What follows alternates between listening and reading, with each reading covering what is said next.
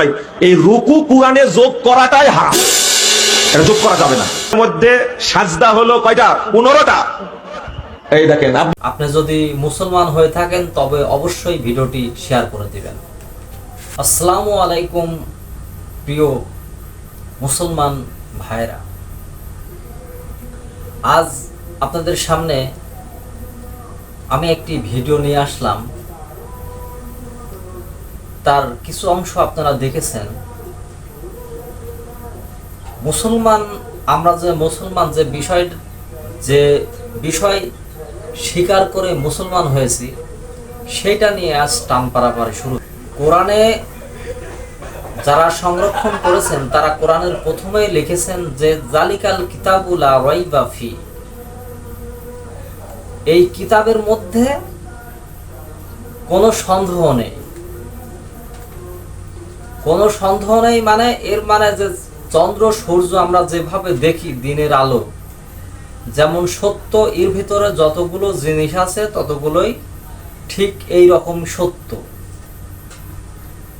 এবং আল্লাহ কোরআনের সূরাতুল হিজরের মধ্যে 9 নম্বর আয়াতে বলছেন যে নিশ্চয়ই আমি কোরআন নাজিল করেছি এবং এর সংরক্ষণও আমি নিজেই করি।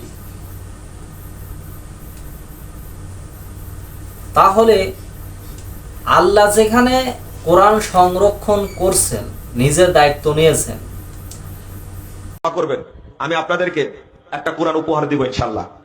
কোরআনের মধ্যে এই বেদাতি মুল্লারা যে কিছু আবর্জনা ঢুকাইছিল, এইগুলো আমাকে বের করে পরিষ্কার করতে সময় লাগছে। আলহামদুলিল্লাহ 4-5 বছর লাগছে, এরপরও বের হয়েছে।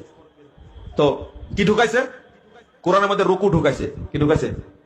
রুকু ঢুকাইছে। দেখেন, কথায় চলে আসলো, এই সাতক্ষীরার মানুষই আমাকে তদন্ত না করে যে আপনি কোরআনে রুকু আছে এর বিরুদ্ধে কথা বললেন কেন?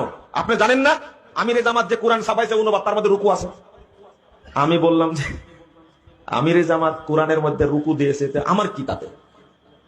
গালেব স্যার কোরআনের মধ্যে রুকু সংযোগ করে কোরআনের অনুবাদ ছাপাইছে, আমার তাতে কি? তো সেটা আপনি দেখেননি? আমার দেখার দরকার নাই। এই রুকু কোরআনে যোগ করাটাই হারাম, এটা যোগ করা যাবে না। কারণ কি জানেন? কোরআনে কয়টা রুকু আছে বলেন তো?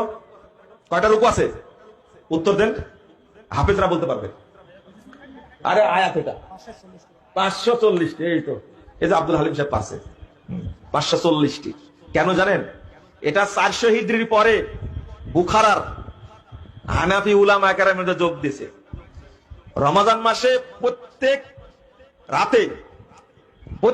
রাকাতে 1 রুকু করে পড়বে। তাহলে একদিনে 20 রাকাতে কয় রুকু হলো? 20 রাকাতে কয় রুকু হলো? উত্তর দেন। 20 রুকু হলো। 27 রাত্রিতে খতম হবে, তাহলে কয় রুকু হলো? হ্যাঁ, 540, তাই না? এই 20 রাকাতের তারাবিকে বৈধ করার জন্য কোরআনের মধ্যে রুকু ঢুকাইছে। বুঝছেন? আমাকে গালিগালাজ করে লাভ নাই, পড়াশোনা করে গালিগালাজ করে নি। কোন অন্তত আহলে হাদিস ব্যক্তি এটা যদি জানতে পারে, আমরা কেউ 20 রাকাত তারাবি পড়ি? এটা তারাবি না, তাড়াতাড়ি। এটা যে সর্বনাশটা করছে তারাবিকে, আমি শুধু ইতিহাস বের করে দিয়েছি। কোরআনের মধ্যে রুকু ঢুকাইছে এই তারাবি 20 রাকাতকে জায়েজ করার জন্য। এইটা ওপেন করা, বলে দেওয়া কি আমার জন্য অন্যায়? কোরআনে মুনজিল ঢুকাইছে, অথচ কোন দলিল নাই। কোরআনের সাথে দুআ ও খতমিল কোরআন ঢুকাইছে, এটা কি জায়েজ?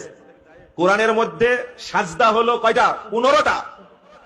এই দেখেন, আব্দুল হালিম সাহেব জানেন, শেখ আল্লামা হযরতুল আলিম আব্দুল হালিম কি আব্দুল কাফি সাহেব বলছেন কি? হ্যাঁ, আব্দুল্লাহ বিন আব্দুল হালিম, তিনিও বলছেন যে কোরআনের সাজদা কয়টা? 14টা। অথচ কোরআনের সাজদা হলো 15টা। কয়টা? সূরা হজ্জের 2য় সেজদার জায়গাতে লিখে রাখছে ইনদা শাফিঈ। যখন কোরআন নাজিল হয় তখন ইমাম শাফিঈর জন্ম হয়েছিল। কেন লিখছে ওই জায়গায়? কথা বুঝতে পারেননি? এইটা হলো কোরআনের উপরে অত্যাচার। সূরা ফাতিহার বিসমিল্লাহ, সূরা ফাতিহার আয়াত কি? আয়াত, এটা হাদিস দ্বারা প্রমাণিত। এটা হলো আলেমদের ইজমা। কিন্তু কোরআন ছাপাই দিয়েছে বাংলাদেশে, দেখবেন বিসমিল্লাহ আয়াত ধরা হয়নি। সিরাতাল্লাযিনা আনআমতা আলাইহিম, এই জায়গাতে একটা গোল চিহ্ন মারি রেখে দিয়েছে, করে কিছুই দেয়নি। কথা বুঝতে পারলেন? তো 7 আয়াত শুরু হবে, 1 নম্বর হবে বিসমিল্লাহির রহমানির রহিম। বাংলাদেশের কোরআন ছাপানো হয়েছে বিসমিল্লাহকে আয়াতই ধরেন, অথচ হাদিস দ্বারা প্রমাণিত বিসমিল্লাহ কি আয়াত। বিসমিল্লাহ আয়াত, তবে তেলাওয়াত করার সময়, পড়ার সময় বিসমিল্লাহ আস্তে পড়তে হবে, আলহামদুলিল্লাহ জোরে।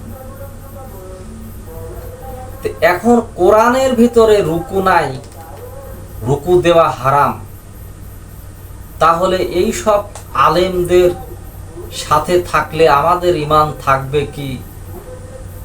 এই সব ঈমানকে সাপোর্ট করা এর দায়িত্ব এখন আপনাদের। আমার ছোট মাথায় এত জ্ঞান আমার নেই, আমার যতটুকু আমার ছিল,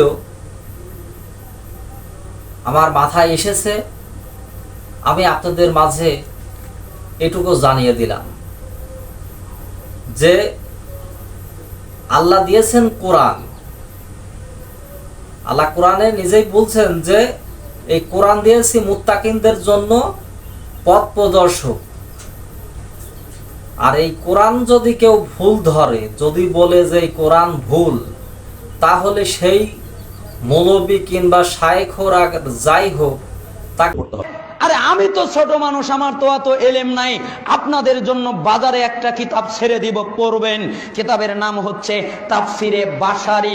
আল্লাহর কসম, আল্লাহর কসম, আল্লাহর জমিনের উপরে, আসমানের নিচে, জমিনের উপরে এত বড় তাফসির গ্রন্থ আমি কোনোদিন দেখি নাই যেটা আমি লিখতেছি। এটা শুধু সূরা ফাতিহার কাজ চলছে। সূরা ফাতিহার কাজে 11 খণ্ড হয়েছে। আমি আশাবাদী সূরা ফাতিহায় 15 খণ্ড হবে। এক খণ্ডে পেজ হচ্ছে 500টা, আর গোটা কোরআনের তাফসীর করতে পৃষ্ঠা সংখ্যা খণ্ড লাগবে প্রায় 250 খণ্ড। আমি এখন আপনারা ভিডিওটি শেয়ার করে দেবেন। অবশ্যই যারা বড় বড় আলেমের দিন, তাদের কাছে অবশ্যই ভিডিওটা পৌঁছানোর দরকার। এর জন্য তো অবশ্যই একটা প্রতিবাদ করার দরকার আছে।